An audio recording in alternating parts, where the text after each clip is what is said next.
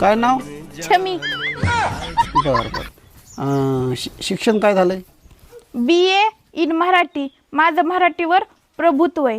वा वा वा वा. बरं, एक प्रश्न विचारू का मग? तुला आवडलेल्या स्थळाचं वर्णन कर. मला गेल्या महिन्यामध्ये एक स्थळ आलेलं होतं. पोरग काळ ठुस होतं. डांबरा एकीकडे ठेवलं आणि ते एकीकडे ठेवलं तर ओळखू बी यायचं नाही, एवढं काळ होतं. त्याचं नाक होतं का माझं तरी बारक्या भाज्यासारखं, त्याचं मोठ्या भाज्यासारखं होतं. गाल होते का बटाट्यासारखे होते. आणि त्याचं डोकं होतं का डोकं ते मोठ्या पातीला एवढं होतं. तरी पण मी त्याला हो म्हणले होते. का?